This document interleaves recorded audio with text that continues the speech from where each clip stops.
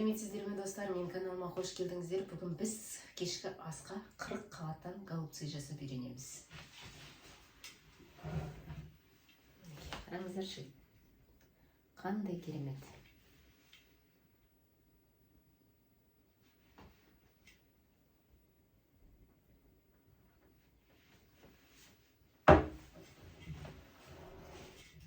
Видеоның соңына дейін менімен бірге болу. Голубцы жасауды, яғни 40 қабаттан қалай жасап үйренуді бірге үйренейік. Достар, бүгінгі біздің кешкі асымызға ең бірінші біз капустамыздың, яғни 40 қабатымыздың ортасын алып тастап, ыстық суға пісіріп, жапырақтарын аламыз, ортасını ойып алайық.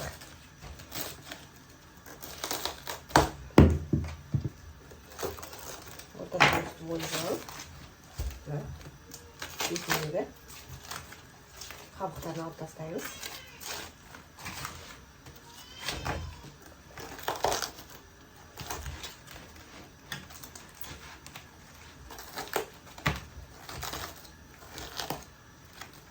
Енді осы 40 қабатымызды жуып, қайнап тұрған суға жапырақтарын, яғни пісіріп аламыз. Мінекей, осындай қайнап тұрған суға салып, 40 қабатымызды жақсылап пісіріп аламыз. Яғни бізге 40 қабаттың жапырақтары керек болады қазір. Ал енді біз оға дейін 40 қабатымызды ыстық суда жапырағымызды алғанша біз фаршымызды дайындайық. Фаршымызға бізге, яғни сиыр фаршынан 600-700 грамм фарш қажет болады.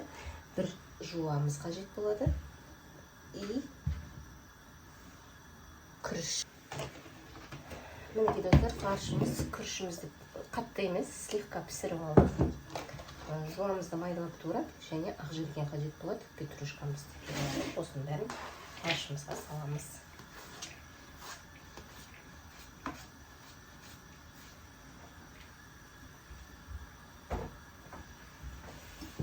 Осының үстіне күрішімізді саламыз.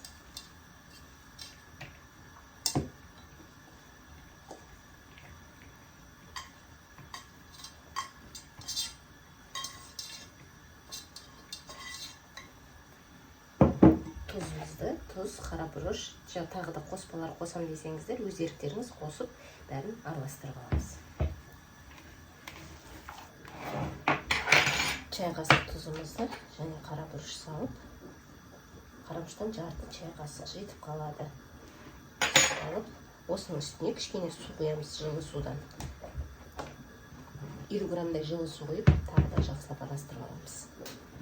Мінекей достар, біздің сиыр фаршымыз яғни дайын. Ал достар, енді біздің осы 40 қабатымыздың голубцыға, яғни начинкасына бізге жуа қажет болады. Бір болгар переці қажет, сәбізіміз қажет, және чеснок қажет болады. Енді осының бәрін майдалап тура алайық. Қатты майда емес, салон алып тұрсаңыз да болады. Яғни жарты жарымақ.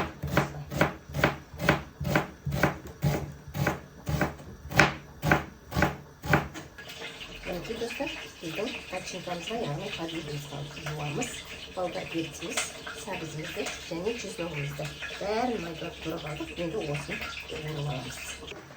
Мінекей достар, енді осы 40 қабатымызды ортасынан былай бөліп аламыз. Мынандай қалың жерін алып тастаймыз, бұл бізге қажет емес. Осындай кусоктар керек бізге.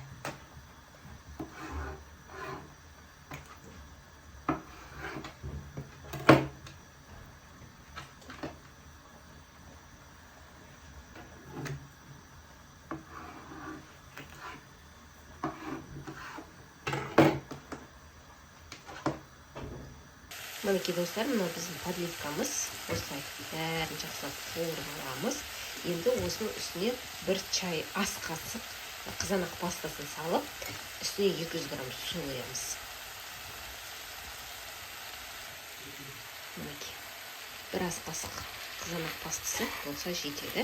Үстіне енді 200 грамм қуырылған соң 200 грамм үстіне су құямыз, жылы судан. Мінекей достар, бізге протеин қажет болады. Протеиніміздің астына жаңағы біздің подливкамыз бар, сол подливканы саламыз.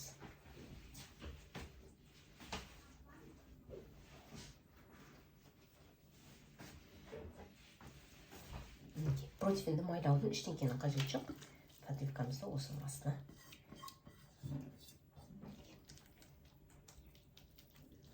салып шығамыз.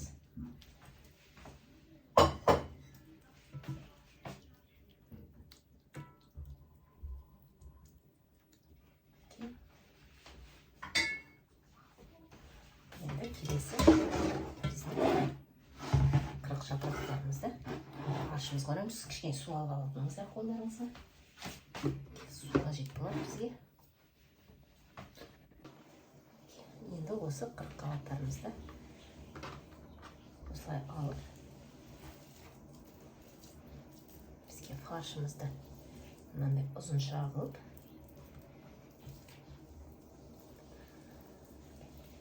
қырық қабатымызға саламыз.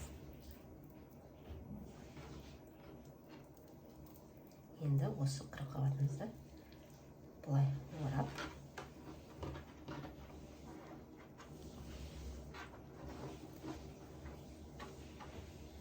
бұлай дөңгелектеп орап, жаңағы подливкамыздың үстіне саламыз бұлай.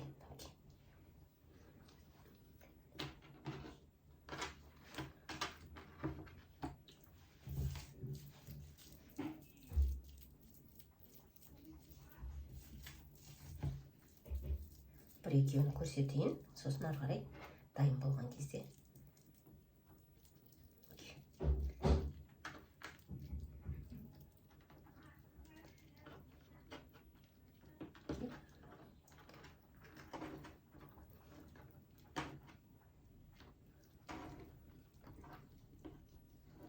Осылай мен қырық қабатымыздың бәрін круглап, розочка қылып орап, подливамыздың бетіне салып шығамыз.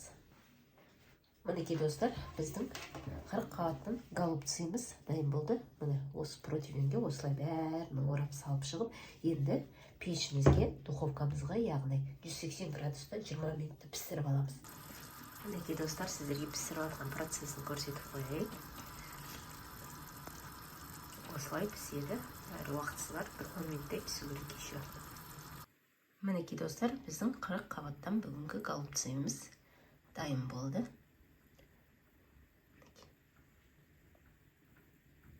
Керемет. Енді дәмін көрейік.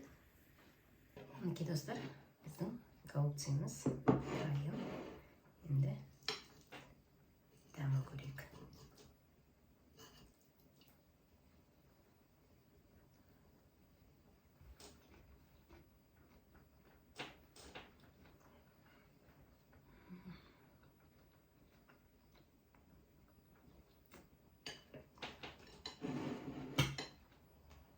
Дәмі өте керемет достар. Менімен болғандарыңызға рахмет. Пікірлеріңізді қалдырып, лайктарыңызды басып кетуді ұмытпаңыздар. Келесі көріскенше сау саламатта болыңыздар.